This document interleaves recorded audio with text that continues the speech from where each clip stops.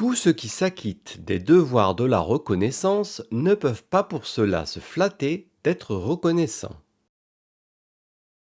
Ce qui fait le mécompte dans la reconnaissance qu'on attend des grâces que l'on a faites, c'est que l'orgueil de celui qui donne et l'orgueil de celui qui reçoit ne peuvent convenir du prix du bienfait. Le trop grand empressement qu'on a de s'acquitter d'une obligation est une espèce d'ingratitude. On donne plus aisément des bornes à sa reconnaissance qu'à ses espérances et qu'à ses désirs.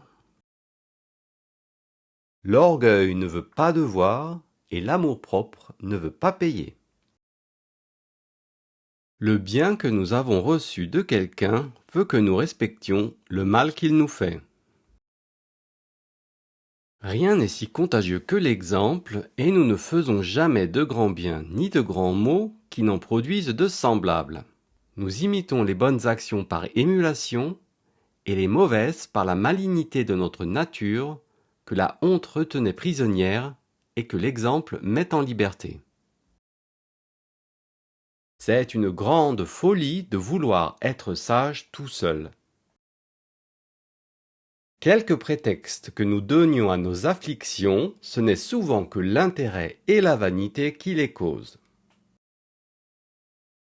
Il y a dans les afflictions diverses sortes d'hypocrisie. Dans l'une, sous prétexte de pleurer la perte d'une personne qui nous est chère, nous nous pleurons nous-mêmes. Nous regrettons la bonne opinion qu'ils avaient de nous.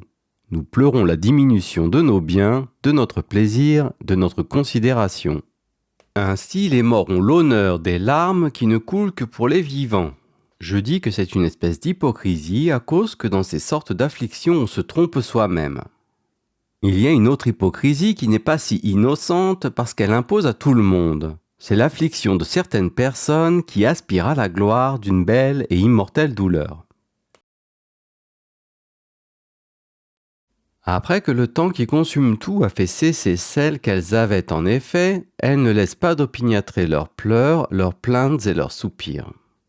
Elles prennent un personnage lugubre et travaillent à persuader par toutes leurs actions que leur déplaisir ne finira qu'avec leur vie. Cette triste et fatigante vanité se trouve d'ordinaire dans les femmes ambitieuses. Comme leur sexe leur ferme tous les chemins qui mènent à la gloire, elles s'efforcent de se rendre célèbres par la montre d'une inconsolable affliction. Il y a encore une autre espèce de larmes qui n'ont que de petites sources et qui coulent et se tarissent facilement. On pleure pour avoir la réputation d'être tendre, on pleure pour être plaint, on pleure pour être pleuré. Enfin, on pleure pour éviter la honte de ne pleurer pas.